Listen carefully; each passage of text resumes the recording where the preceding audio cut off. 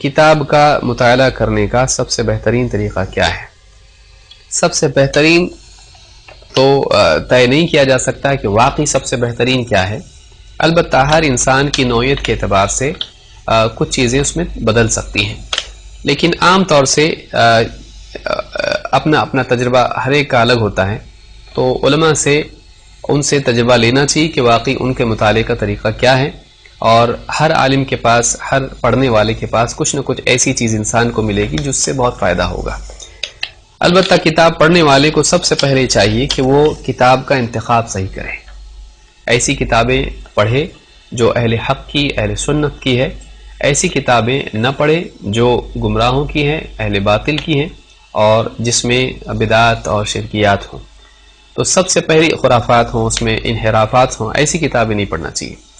تو پہلا مرحلہ یہ ہے کتاب کا انتخاب۔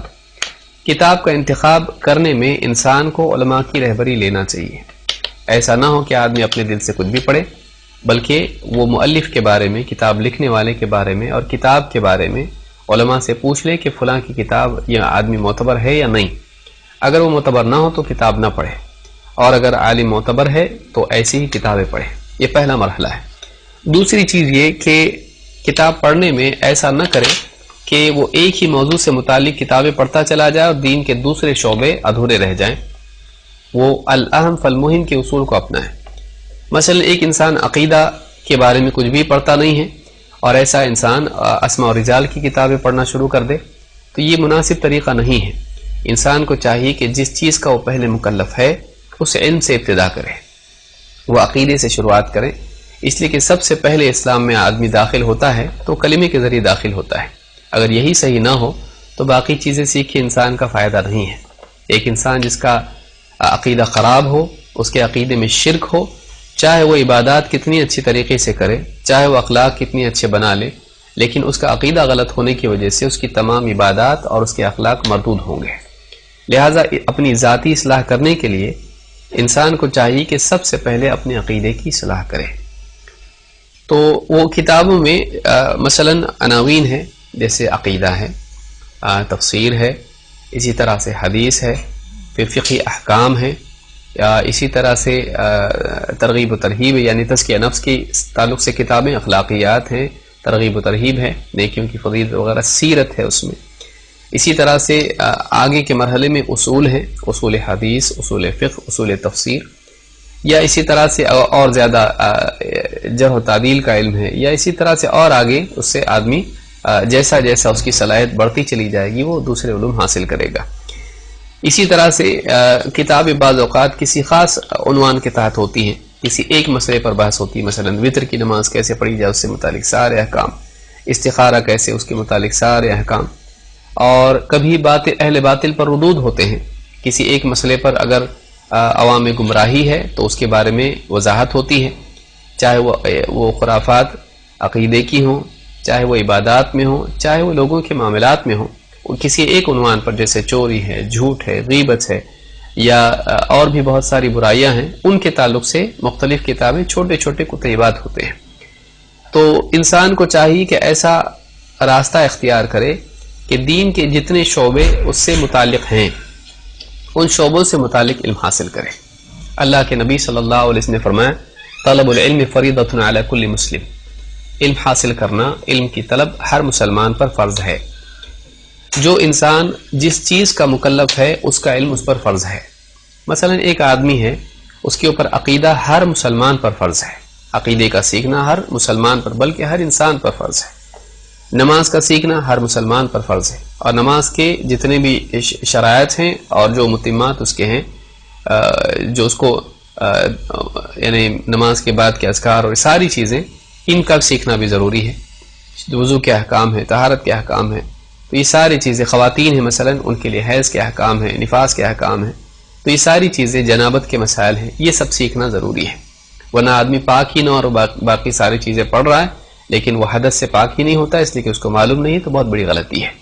آدمی حکومت کے مسائل کے اوپر کتابیں پڑھے اور پاکی ناپاکی اور استنجا اس کو معلوم نہ ہو، تو یہ بہت بڑی جہالت ہے، اور آج عام طور سے یہ ہو رہا ہے کہ لوگ اس طرح کے جو مسائل ہیں ان کو کمتر جان کر ان میں لاپرواہی برتتے ہیں، لیکن ایسے مسائل کا علم حاصل کرتے ہیں جس کے وہ مکلف نہیں ہیں. لہٰذا اس میں یہ اصول یاد رکھے کہ انسان الاہم فالمہم، سب سے زیادہ اہم پہلے، اس کے بعد اور وہ علوم جو بھی اہم ہیں لیکن بعد میں آتے ہیں، ان کا علم حاصل کریں. آپ دیکھیں ایک آدمی غریب ہے تو وہ زکوٰۃ اور حج کا مکلف نہیں ہے، لہٰذا اس پر زکوٰۃ کا علم حاصل کرنا اور حج کا علم حاصل کرنا لازم نہیں ہے. اب اگر وہ نماز چھوڑ کے حج کے احکام سیکھنا شروع کر دے تو یہ غلط ہوگا. وہ جس چیز کا مکلف ہے اس کو وہ حاصل کرنا چاہیے. ایک آدمی مالدار ہے، اس پر فرض ہے کہ وہ زکوٰۃ کے بارے میں معلومات حاصل کرے. ایک آدمی تاجر ہے، اس کے لیے ضروری ہے کہ وہ تجارت کے احکام سیکھے. ایک آدمی کسان ہے، اس کے لیے ضروری ہے کہ وہ کسان اس کی اپنی فصل سے متعلق معلوم کرے کہ اس میں زکوٰۃ کے کیا احکام ہیں اور اس کے تعلق سے کیا چیزیں خرید و فروخت میں جڑی ہوئی ہیں. تو ایک انسان اس علم کا مکلف ہے جس عمل کا وہ مکلف ہے. جو عمل اس کے لیے ضروری ہے اس کا علم بھی اس کے لیے ضروری ہے. ایسا نہ ہو کہ ہم غیر متعلق چیزوں میں ایسے الجھ کے رہ جائیں کہ واقعی جس چیز پر عمل کرنا ہمارے لیے ضروری ہے اس کا علم ہم حاصل نہ کر سکیں. تو کتابیں جو ہم پڑھیں گے تو ان میں انتخاب بھی علماء کی رہنمائی میں ہو کہ ہم کون سی کتاب پڑھیں. کسی عالم سے پوچھیں، وہ جو کتاب بتائے آپ اس کا مطالعہ کریں. آپ اس کتاب کو ختم کرنے کے بعد پھر عالم سے پوچھیں کہ میں نے فلاں کتاب پڑھی ہے، اب اس کے بعد اب کیا پڑھوں. تو اس طرح سے علماء کی رہبری میں ہم پڑھتے چلے جائیں. اس میں مزید یہ کہ جب کتاب آدمی پڑھے تو اس میں اصول یہ یاد رکھے اور اس غلطی سے بچے کہ وہ موٹی کتابوں کو ترجیح دینے لگے. عام طور سے طلبہ کا حال یہ ہوتا ہے کہ وہ موٹی اور بڑی کتابیں پڑھنے کے زیادہ شوقین ہوتے ہیں. کبھی کبھی اس میں نفس کی لذت بھی ہوتی ہے. آدمی بتانا چاہتا ہے کہ میں بڑی کتابیں پڑھنے کے لائق ہوں، تو اس میں علو نفس بھی بعض اوقات ہوتا ہے. کسی عالم کے پاس جا اور کہے کہ مجھ کو کوئی کتاب پڑھنے کے لیے بتائیے، اور وہ عالم اگر 15-20 صفحات کی کتاب دے اور کہے پڑھو، تو اس کا چہرہ اتر جاتا ہے. وہ یہ سمجھتا ہے کہ مجھ کو کوئی بڑی کتاب چاہیے، اور چھوٹی کتاب پڑھنا وہ چھوٹے ہونے کو سمجھتا ہے کہ میں چھوٹا ہو جاؤں گا چھوٹی کتاب پڑھوں گا. یاد رکھیں کہ طلب علم میں علماء نے یہی اصول بتلایا کہ پہلے آدمی مختصرات کی طرف رجوع کرے، اس کے بعد مطولات. کیوں؟ چھوٹی کتاب اکثر انسان کے لیے زیادہ نافع ہوتی ہے، اس لیے کہ اس میں بہت بنیادی باتیں ہوتی ہیں جو اس کو معلوم ہونا ضروری ہے. علماء نے جو کتابیں لکھی ہیں ایسی چھوٹی چھوٹی کتابیں جس میں بہت بنیادی باتیں ہیں. اگر یہ حاصل نہ کرے اور بڑی کتابوں میں چلا جائے تو اصل اور بنیادی باتوں سے محروم رہے گا. دوسری بات یہ کہ آدمی جب چھوٹی کتاب پڑھتا ہے تو کتاب جلدی ختم ہوتی ہے اور آدمی ایک چیز اچھی طرح سے حاصل کر لیتا ہے. لیکن موٹی کتاب اور بڑی کتابیں جب پڑھنا شروع کرتا ہے وہ جلدی ختم نہیں ہوتی ہے اور آدمی تھک کے درمیان سے چھوڑ دیتا ہے، کیونکہ انسان کا نفس تبدیلی چاہتا ہے. اور جب ایک ہی کتاب پڑھنا شروع کرتا ہے ایک وقت کے بعد اس کے اندر اکتاہٹ پیدا ہوتی ہے، وہ چھوڑ دیتا ہے.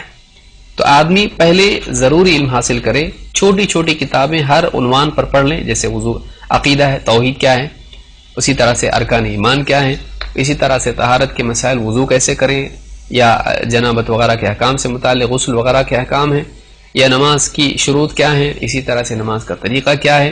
پھر اس کے علاوہ رمضان ہے تو روزوں کے احکام، زکوٰۃ کے احکام، یا اسی طرح سے دیگر احکام ایک ایک کر کے جن جن اعمال کا وہ مکلف ہے، چھوٹی چھوٹی کتابیں ان اعمال پر ہیں، ان کو پڑھے. یہ طریقہ اس کے لیے زیادہ بہتر ہے، اس لیے کہ علم کا مقصود عمل ہے. علم کا مقصود یہ نہیں ہے کہ آدمی لوگوں کے درمیان میں نے اتنی ساری کتابیں پڑھی ہیں یہ ظاہر کرے. علم کا مقصد یہ ہے کہ وہ واقعی وہ چیز جانے جس کا اس کو عمل ضروری ہے. پھر جب کتابیں انسان پڑھنا شروع کرے تو اس میں دوسروں کو دیکھنے کی بجائے اپنی استعداد دیکھے. اللہ کے نبی صلی اللہ علیہ وسلم نے فرمایا خذوا من العمل ما تطيقون، اعمال میں سے تم وہ اختیار کرو جس کی تمہارے اندر طاقت ہے. بعض لوگ ایک ایک دن میں ایک کتاب پڑھ لیتے ہیں. اب یہ بھی ویسا کرنے کی کوشش کرے تھک جائے گا. ہر ایک کی رفتار الگ ہوتی ہے، ہر ایک کی یاد رکھنے کی صلاحیت الگ ہوتی ہے. طالب علم میں اکثر غلطی یہ ہوتی ہے کہ وہ کتاب مکمل کرنے کا زیادہ شوقین ہوتا ہے، اور کتاب کا علم حاصل ہو یا نہ ہو وہ مکمل کر کے خوش ہونا چاہتا ہے کہ میں نے کتاب ختم کی. کتاب کا مکمل کرنا اصل نہیں ہے، اس میں موجود باتوں کا سیکھنا اور اس علم کا حاصل کرنا اصل ہے. لہذا چاہے اس کی رفتار تھوڑی کیوں نہ ہو، وہ مسلسل ایک رفتار سے کتاب پڑھتا چلا جائے. مثلا ایک آدمی مثال کے طور پر 100 صفحات کی کتاب ہے، ایک آدمی سب سے پہلے دیکھ لے کہ میں ایک صفحہ کتنے منٹ میں پڑھ سکتا ہوں اچھی طرح سے سکون کے ساتھ. مان لیجئے وہ 5 منٹ میں پڑھ سکتا ہے ایک دم ہر چیز کو سمجھتے ہوئے. اب 5 منٹ کے حساب سے وہ اندازہ لگائے کہ ایک صفحہ جب میں 5 منٹ میں پڑھتا ہوں تو مجھ کو میرے پاس روزانہ کتنا وقت ہوتا ہے کہ میں کتاب پڑھ سکوں. مان لیجئے صبح میں اس کے پاس وقت ہوتا ہے، یا رات میں وقت ہوتا ہے، یا دوپہر میں وقت ہوتا ہے، جب اس کی طبیعت میں انشراح ہوتا ہے. ایسا نہیں کہ نیند آ رہی ہے اور وہ اس وقت میں پڑھ رہا ہے اور آدھی بات یاد آدھی بھول جائے. تو ایسا وقت جس میں وہ فریش ہوتا ہے، مان لیجئے صبح کا وقت ہے، وہ ایک دم فریش ہوتا ہے، نیند سے بیدار ہوتا ہے، نماز وغیرہ پڑھنے کے بعد پڑھنے کا مزاج اس میں ہے، یا رات میں سارے کام نپٹا کر آخر میں وہ کچھ پڑھ سکتا ہے. اس وقت میں اس کو تنہائی میں سکون کے ساتھ پڑھنے سے باتیں یاد رہتی ہیں. ہر ایک کا اپنا وقت الگ ہوتا ہے. تو اس وقت میں اس کے پاس کتنا وقت ہے؟ مان لیجئے اس کے پاس آدھا گھنٹہ ہوتا ہے. اب اگر ایک آدمی 5 منٹ میں ایک صفحہ پڑھ سکتا ہے تو آدھے گھنٹے میں کم سے کم 6 صفحات وہ پڑھ سکتا ہے. اگر 3 منٹ میں ایک صفحہ پڑھ سکتا ہے، اور عموماً ایک آدمی 3 منٹ میں ایک صفحہ پڑھ لیتا ہے، چاہے وہ کسی بھی زبان میں پڑھنے والا ہو، زیادہ سے زیادہ اس کو 3 منٹ لگتے ہیں. 3 منٹ کے اعتبار سے آدھے گھنٹے میں اگر آدمی دیکھے تو 10 صفحات وہ پڑھ سکتا ہے. اگر 10 صفحات کے حساب سے وہ پڑھنا شروع کرے، اگر 100 صفحات کی کتاب ہے تو وہ اندازہ لگا سکتا ہے کہ یہ کتاب میں کتنے دن میں ختم کروں گا. مان لیجئے 100 صفحات کی کتاب ہے، ایک دن میں اگر 10 صفحات آدھا گھنٹہ پڑھ سکتا ہے تو 100 صفحات 10 دن کے اعتبار سے ہر دن میں 10 دن میں وہ ختم کر سکتا ہے. تو اس طرح سے ایک آدمی مختلف کتابیں مختلف دنوں میں ختم کر سکتا ہے. اس اندازے کو اگر آدمی یاد رکھے کہ روزانہ مجھ کو کتنا پڑھنا ہے تو وہ اتنا زیادہ پڑھ سکتا ہے کہ اس کو اندازہ نہیں تھا پہلے کہ میں اتنا زیادہ پڑھ سکتا ہوں. پھر ایک کام یہ کرے کہ اگلی کتاب پہلے سے تیار رکھے، جب یہ کتاب ختم ہونے لگے تو اس سے پہلے ہی اگلی کتاب اس کے سامنے شیلف پہ رہنا چاہیے.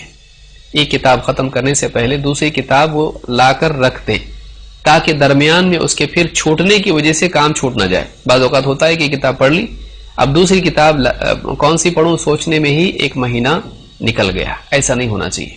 اس کتاب کے پڑھنے کے دوران ہی وہ دوسری کتاب فوراً کسی عالم سے پوچھ کر یا جیسا بھی کسی کی رہبری اس کو ملتی ہے اس کتاب کو تیار رکھے. جیسے ہی ختم ہو گئی اس کتاب کو پڑھنا شروع کرے. اس طرح سے آدمی کا پڑھنا جاری رہے گا، اور پڑھتے پڑھتے انسان کی رفتار بھی بدلے گی. وہ 3 منٹ کی بجائے 2 منٹ اور 1 منٹ پہ بھی آ سکتا ہے، کیونکہ پڑھنے والا یہ پڑھنے کا عادی جب ہو جاتا ہے تو اس کی رفتار اور یاد رکھنے کا اس کا انداز بھی زیادہ قوی ہو جاتا ہے.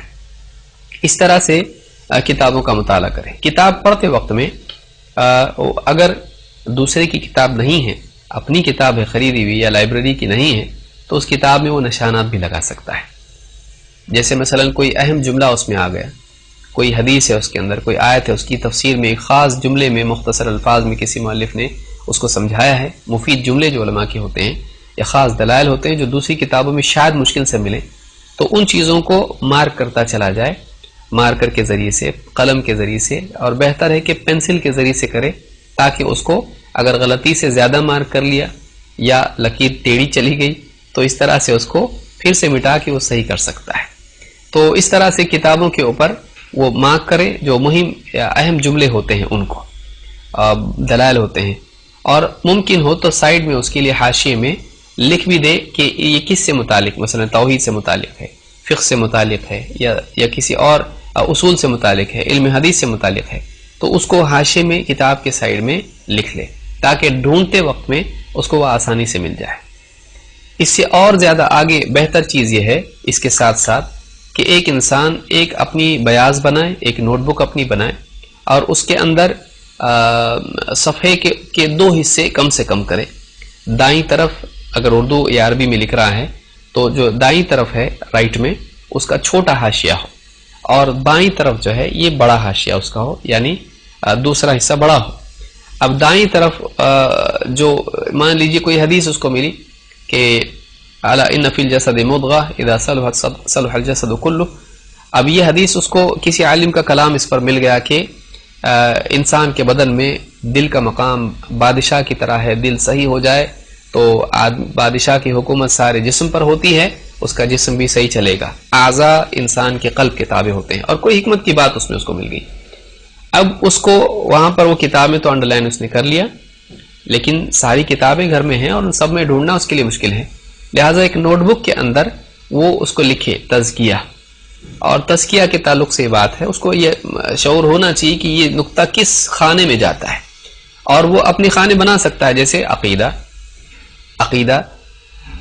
اسی طرح سے تفسیر، فقہ، یا اسی طرح سے اخلاق یا حدیث یا اصول، یا اسی طرح سے سیرہ، یا اسی طرح سے اور کوئی عنوان اس کے ذہن میں ہے، ان عناوین کے ہیڈنگز وہ بنا لے، اور انہی ہیڈنگ کے تحت جب بھی کوئی بات آتی ہے سائیڈ میں اس کا عنوان لکھ لے، جیسے توحید، اور توحید سے متعلق بات، یا تزکیہ یا اس سے متعلق بات، یا اسی طرح سے اصول حدیث، تو اصول حدیث لکھے اور اس کے بعد وہ اصول لکھے جو کسی محدث نے بیان کیا ہے۔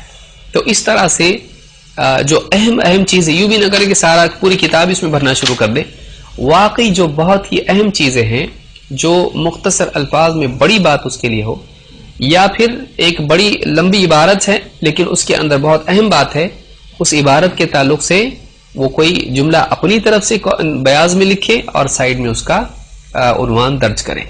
اس طرح سے بہت ساری مفید باتیں اس کی نوٹ بک میں جمع ہو سکتی ہیں۔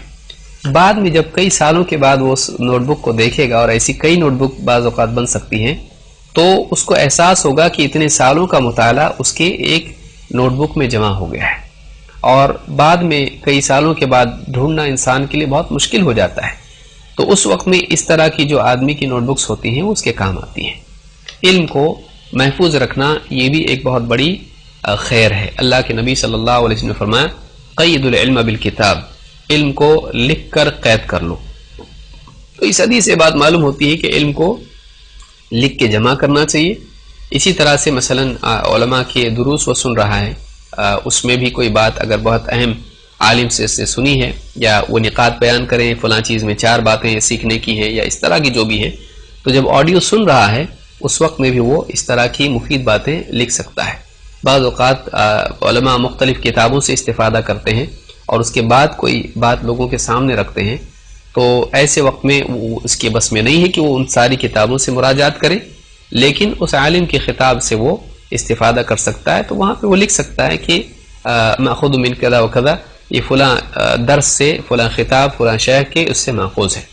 تو طالب علم کے لیے چاہیے کہ وہ کتابوں اور خطابات میں جو بھی علم علماء سے لے، کتابوں سے حاصل کرے، اس کو درج کریں، محفوظ کریں، اس میں سے منتخب جو بھی علم کے موتی ہیں ان کو جمع کریں۔ تو اس طرح سے ایک آدمی کتاب کا مطالعہ کر سکتا ہے۔ اس میں مزید اور بات یہ ہے کہ اس کا صحیح وقت چنیں، اس کے لیے صحیح جگہ چنیں۔ بعض اوقات شور شرابے کی جگہ ہوتی ہے اور آدمی وہاں پڑھتا ہے اور اس کے ذہن میں خلل واقع ہوتا ہے۔ بعض اوقات ایسے ہوتے ہیں کہ آدمی کا ذہن بہت بوجھل ہوتا ہے اور اس وقت میں آدمی پڑھے تو اس کو نیند آتی ہے، یاد نہیں ہوتا ہے، بلکہ سمجھ میں بھی نہیں آتا ہے، ایک ہی سطر پہ آدمی بار بار گھومتا رہتا ہے اور اگلی لائن پہ نہیں جاتا ہے، اس کو اونگ آ جاتی ہے۔ تو ایسے اوقات کا انتخاب نہ کریں۔